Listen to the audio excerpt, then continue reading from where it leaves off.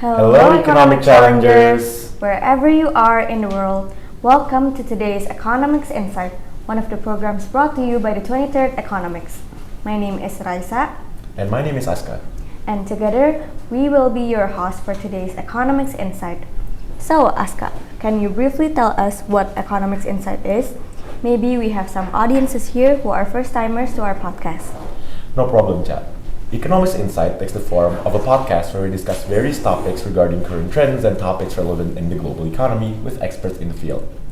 Today, we are honored to have Mr. Alloysius Joko as an energy economist from the Economix Institute for ASEAN and East Asia, or mostly known as ERIA. Mr. Alloysius Joko obtained his doctorate degree in economic sciences from University Lyon 2 in France, and afterwards he joined the European Commission's Joint Research Center in Seville, Spain for 3 years as a researcher, and then at Transport and Mobility Leuven in Belgium for nearly 10 years as a senior researcher. Special for this Econ site as well, we are currently shooting at the Central Senayan 2 office of ERIA. Good morning, Mr. Joko. It is an honor for us to have you here. Good morning, Raisa and Aska. Absolutely. Okay, to give a brief introduction to our economic challengers, we'll be discussing more on energy security and how to navigate the unpredictable future of global risk. To begin, we would like to hear more from you, Mr. Joko, on what are the course of actions that other nations are supposed to do in order to fortify their energy resilience during such volatile times, such as global warfare. What should they do to reduce the possibility of extreme fluctuations in the future? Yes, thank you so much for the question, and thank you for inviting me to this recording and talks. Yes, there are several things that Indonesia or like a developing country in Southeast Asia should do at this moment. Of course, first we need to look into what we have as indigenous energy sources. So we look into our potential of providing renewable resources. That includes like solar, wind, hydropower, as well as like biomass.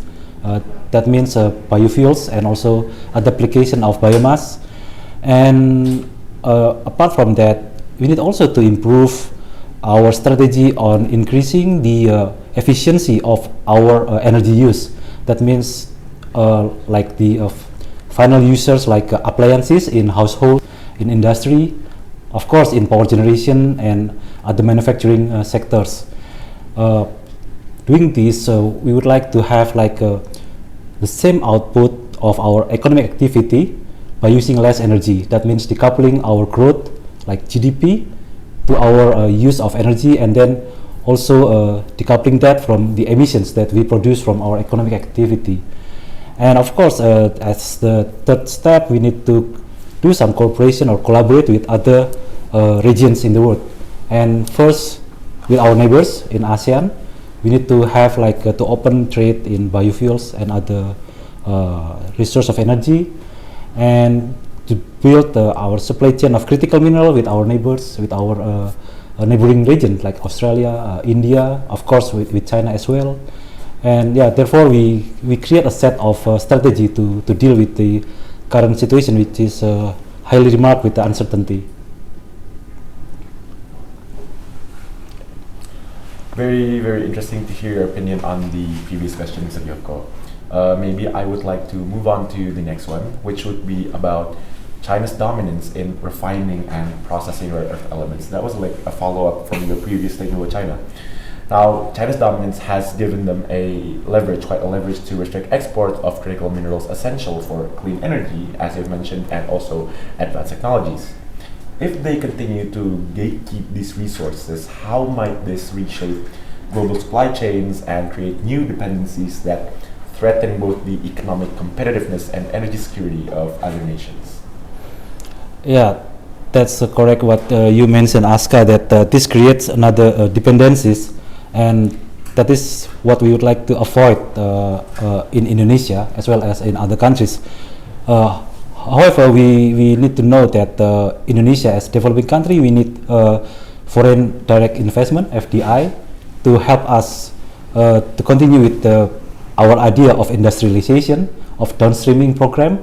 Then we need some investment from outside Indonesia, and that happened that it was a Chinese investor who came first and to invest, for example, in the nickel mining, processing and refining in our country.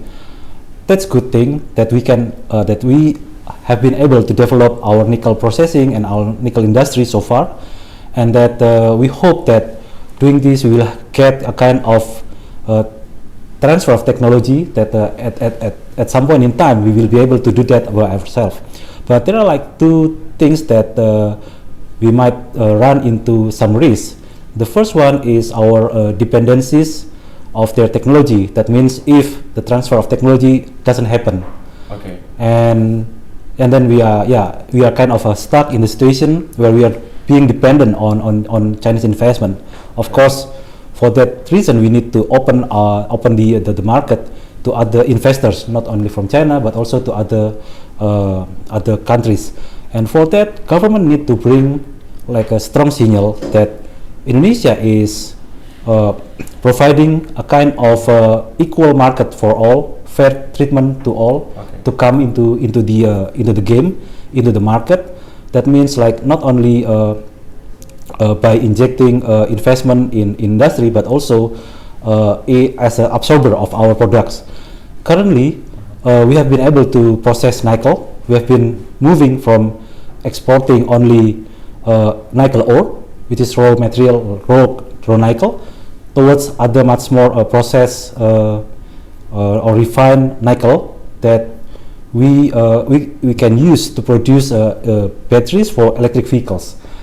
But so far, based on our observation here in area, like almost 90% of our Indonesian outcome from those industries developed by Chinese investor have been going back to China. And this kind of export had occurred during the time when the price of nickel was going down. So this is not quite a good situation, and as we are dependent now to China, not only from the investment side but also as our market, and therefore we need to also diversify our export destination. Okay.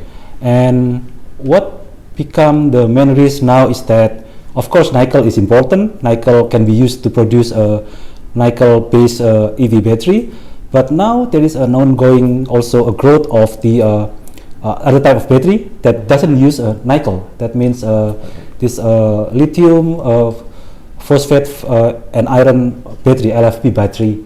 And this technology or like this kind of type of battery is now growing very fast, including in China.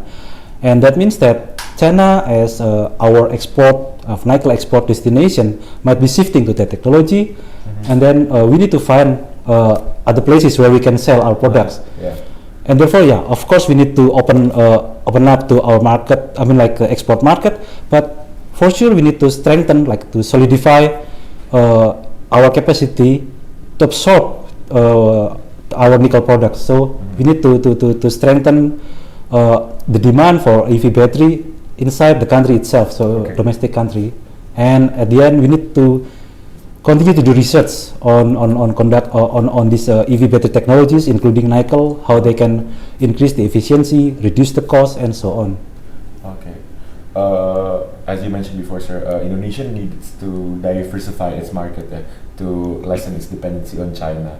To do this, how can Indonesia show that they have the fair market and that they could be more welcome to FDI from numerous other countries?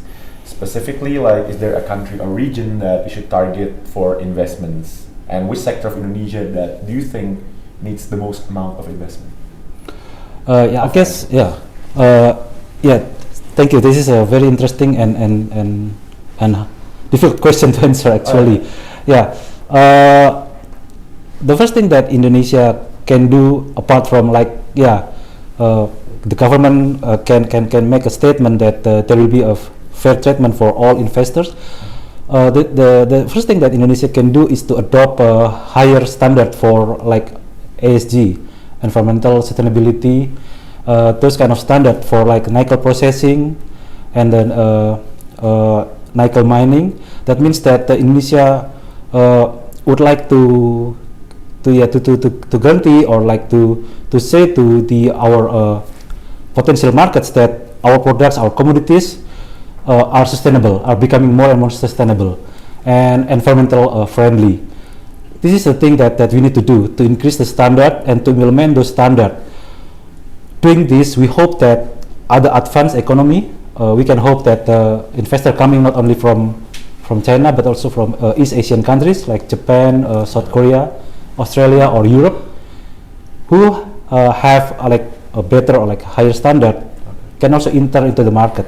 And that's the only thing that we can do, so that we diversify the investment, the market, and at the same time we increase our requirement for the sustainability and environment. Okay, it's very interesting to hear your answer on China's dominance with rare earth minerals and so now we're moving on to the next question with the context of Indonesian nickel again, like as you mentioned before. Like as we know, Indonesia has started to ban raw mineral exports and instead process them domestically, seen from the abundant rise of smelter industry that are often used to process nickels. Now, how could like this rise of the smelter industry reshape our regional energy markets and influence Indonesia's aspiration for a more self-reliant energy future? Because as we know, the price of nickel is currently very low. Yeah. Yes.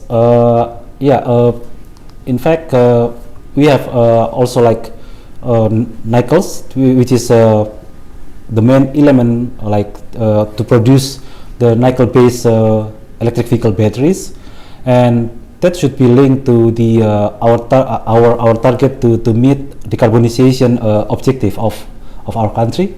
So Indonesia has its net zero emission target by 2060, and one of the strategy to achieve that is by electrifying the mobility. That means using more electric vehicles, and to ensure that this kind of energy transition will be fully supported by our electrification move and also downstreaming of the nickel industry, then Indonesia need to adopt a holistic approach in terms of externalities, in terms of climate impacts. That means we need to look into the whole life cycle of our EV or our electric vehicles, of our nickel battery as well. So then the consequences is that we need only not to develop the upstream like nickel mining, refining, and then battery processing and all the vehicle manufacturing, electric vehicle manufacturing inside our country, but we need to look also into what happened while the vehicles are operating in the street.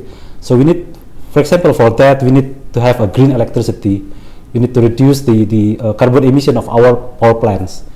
That needs, of course, switching from more from coal to renewable to gas and to renewable. And at the end of the day, we need also to look into what happened after life of those vehicles and of those batteries. So we need also industry that will help to recycle, to reuse the waste material of EV battery or the electric vehicle itself. And to combine with all of this like life cycle or lifetime of the industry, we need to have the ecosystem. And that means that we need to have a kind of capacity to trace materials, to trace components, and this will be helped with the development of digitalization of the use data sharing. One thing that my institution ERIA has been conducting so far is to study the possibility of implementing electric vehicle battery passport. That means that every vehicle, every electric vehicle that will be produced, of course they have battery, and it has a kind of a real-time digital passport where people can see from which material this has been produced, from which process, the battery health, and then what they should do when the battery is reaching its end of life. So what to do to recycle it, how to treat the waste, and so on. And this will create another industry that will help our country to develop. That means we will be like emphasizing not only the use of car itself, but the whole life cycle of the car or the battery, And for that, we will include a circular economy in the development. Okay, this is very interesting to hear because, like I said, I'm currently studying also about environmental economics in my class. So it's very interesting to be learning this from you, one of the experts of energy economics. Okay, so moving on to the next question. We heard from you before that ERIA has done the electrification opportunity. However, we'd like to trace back regarding the ESG, economic, social, and governance. Can you explain more about how ERIA implements this ESG? Yeah, we are a research institute and we are an economic think tank. So we cover not only economic issues like trade or like connectivity or labor economics, but yeah, we cover also energy and climate change and the impact of the use of the different technologies to the environment, to the climate change. And yeah, we from our study we would like to propose, and we are trying to propose policy recommendation for the ASEAN countries to adopt in order to be able to meet the decarbonization target, while at the same time being still competitive and still growing in terms of economic. Of course, in this region like ASEAN, we cannot emphasize only to do decarbonization, because economically decarbonization might also take some costs on the economic development. Yeah, and we have seen like the danger where or when countries or regions would really like to shift toward the renewable. There are some costs to pay, and for this region, we understand that inflation is like among the things that we are afraid of. And of course, we propose our recommendation considering the capacity of the country, considering that the countries or like the region needs still to grow. That's why that's how we would like that's how we try to provide our recommendation. So be able to decouple the growth to the emission and to the energy use. Okay. Now I would like to trace back about the matter concerning battery passport. Like, it is a new concept to me, battery passport for EV batteries. So is it possible for those battery passport to be implemented in all of Indonesia? Like me myself, I have an electronic vehicle, so I would like to very much know, is it possible to know the capacity of the battery health of mine and so and so? Yeah, so this idea has been brought up first by the European Union. So European Union, they will adopt a directive on the EV battery passport by I believe early 2027. They are now continuing with the discussion, and I guess like discussion has been quite serious there in Europe. And in ASEAN, during the Malaysia 2025 ASEAN chairmanship, ERIA has been supporting the chairmanship with providing this study. But of course, we are far from Europe in terms of advancement in the industry like automotive or like the in terms of data sharing, digitalization. Yeah. The use of those technology are still lag behind compared to Europe. And in our study, what we have been trying to see is the readiness of the different ASEAN countries. Of course, we have like developed ASEAN countries like Singapore, and we have like some less developed. And Indonesia is kind of one of the leading economics in the region. What we understand is that almost all of the country, they already aware of the importance of material traceability. So to be able to track how materials have been produced, what kind of components, and then how to deal with the end of life. All of the countries have already put this kind of awareness in their strategy and even in their regulations. And yeah, of course, in the different level. And what ASEAN can do is to have all the countries in the level playing field. at the of almost at the same time. We would like to propose or like to help the countries with the less technology advancements to be more ready, and we provide some recommendation on how to accelerate this kind of readiness in this country. Malaysia is promulgating this idea of EV battery passport in their industry, EV industry in Malaysia, and I believe also Indonesia will be heading toward that kind of decision, followed by Vietnam, Thailand, and so on.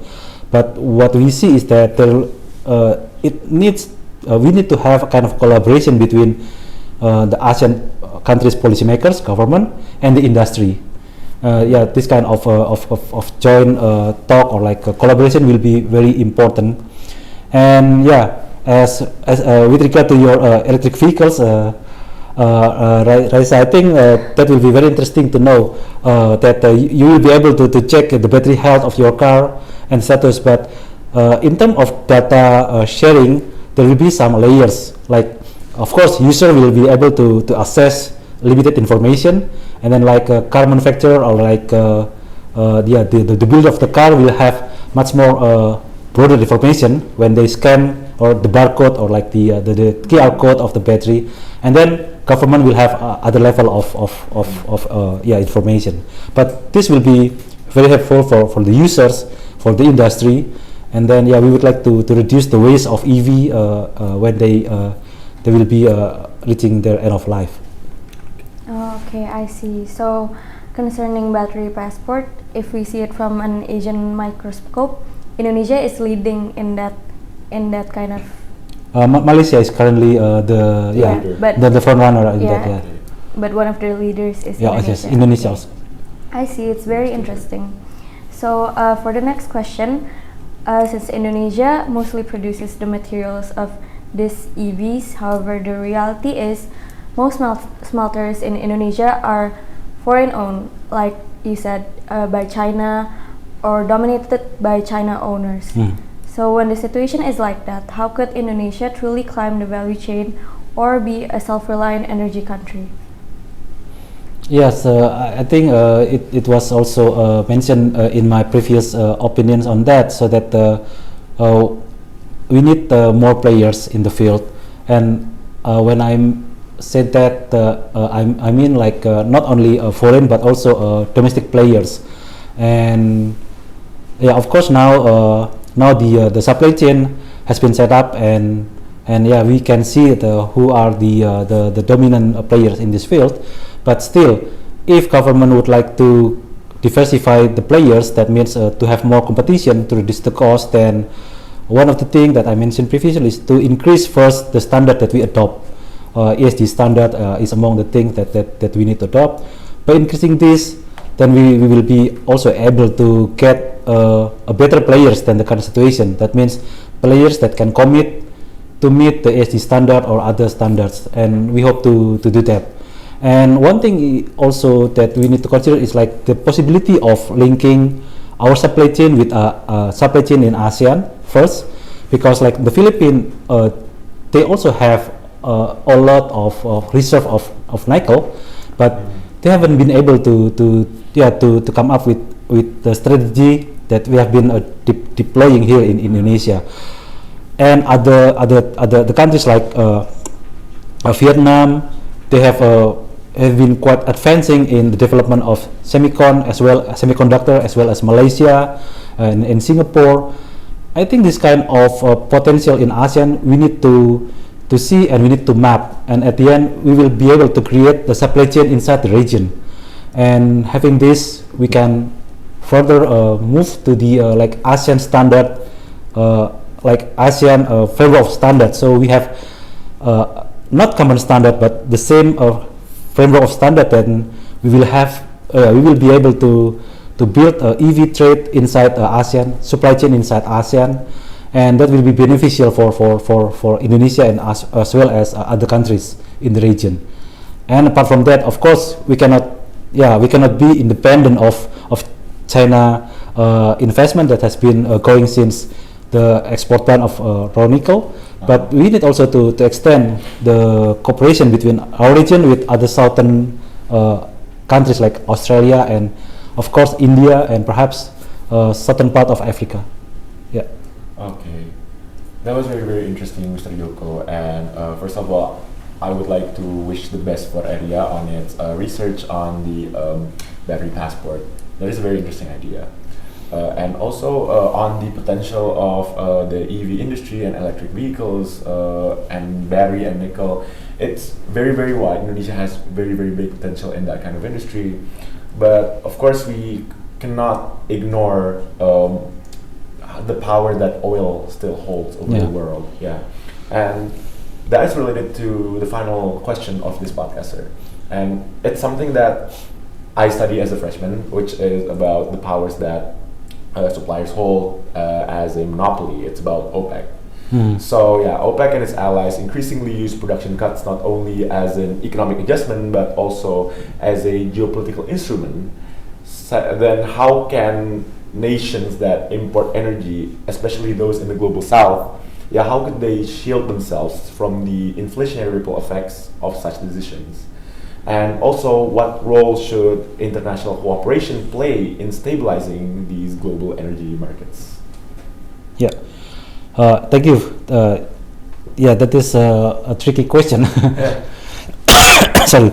So, yeah, in fact, in ERIA we still believe that oil use in Indonesia as well as in other Southeast Asian countries will still be there until mid of the century, and electrification rate of our vehicles is among the ASEAN is among the lowest in the world, like in terms of speed of pace. Okay. So then we still have a big number of fleet running on gasoline and diesel, and this will last still quite long time.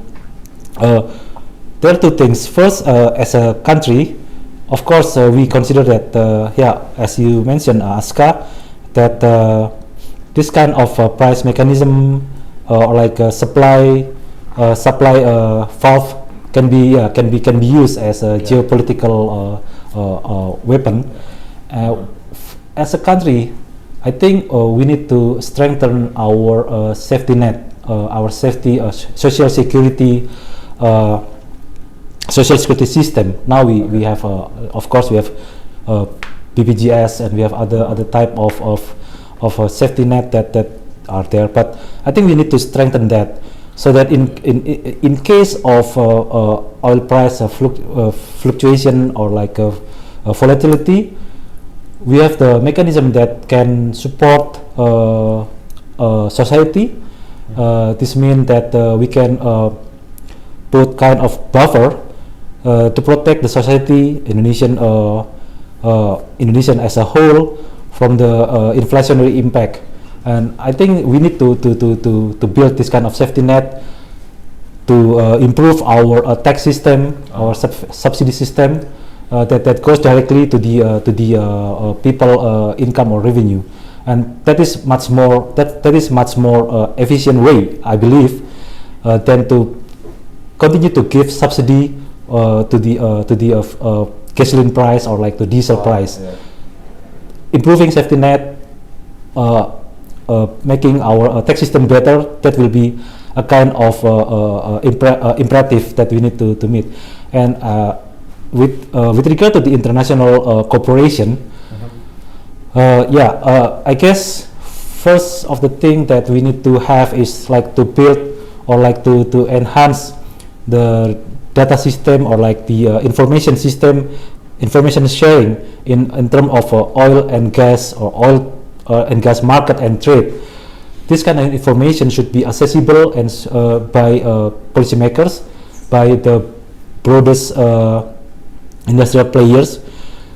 Having that, we would like to have the capacity to look into or like to avoid kind of abusive practice of trade or like pricing of the oil, and that will help also our policymakers to make decisions on the investment on the oil facilities or like other kind of facilities, and international world will have a kind of ability to supervise this kind of practice of pricing by OPEC and by other industry.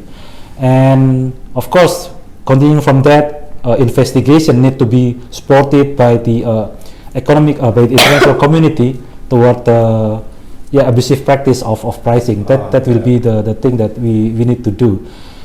And of course, again back to the national level, Indonesia, ASEAN need to build their potential, their cooperation in oil stockpiling, together also with some perhaps Middle East countries to build a mechanism of oil stockpiling in case of price volatility, and to build also our biofuel. I think biofuel has potential to reduce our dependency on the crude oil. Yeah, that's all my answer for that. Okay, so in conclusion, sir, to prevent such conditions is diplomacy, international cooperation, and in case it does happen, we strengthen social security and alternatives such as biofuel. Yeah. Okay. Well, that was a very, very wonderful session brought by you, Mr. Joko. Don't you think so, Icha? I mean, it is truly an honor for us to gain wonderful insights. Yes, we've definitely learned a lot from this session, and we learned so many things such as how to achieve green growth while using less energy, and how Indonesia must combine regional biofuel trade with a holistic electrification strategy, with also the support of renewable energies. Maybe it could be like biomass energy or like wind energy and so and so. And the new concept of battery EV battery passport, yes. EV battery passport that ERIA is currently researching, and guided by strong ESG principles that ERIA also has. And also Indonesia's path to energy self-reliance and moving up the value chain. It's a very ideal path, but it also faces major hurdles. Yeah. Well, there are things like most smelters for key EV materials, they are foreign owned, and Indonesia, if it was to truly benefit from moving up the value chain, it must implement systems like a nationwide battery passport, as has been repeatedly stated, and Indonesia must also develop policies that secure greater domestic value, technological ownership, economic sovereignty, and within its own green industrial ecosystem. And me personally, I think the EV passport that has been stated, it is a very, very good start to this. And also, in addition, there's OPEC using production cuts as a geopolitical tool. In response, Mr. Joko from ERIA, he advises that energy importing nations could shield their population by strengthening social safety nets and improving tax systems, and that would be more beneficial, sir, than direct subsidies to the fuel price. To the fuel price, yeah. That would be more beneficial to the livability of the population. And also, international cooperation would be key. Yeah. International cooperation would be key in preventing such a situation from happening by requiring better information sharing, by also cooperating with partners in the region, and also oil exporting partners to better stockpile the oil. Okay. Very nice. Very, very nice. Okay, I think that is our session for today, Mr. Joko. On behalf of the 23rd Economics, we would like to thank you once again for this opportunity to collaborate for this edition of Economix Insight. And also to all of our listeners, thank you so much for listening to today's session. My name is Raisa. And I'm Aska. We're signing out as the 23rd Economics Insight host. Esprit.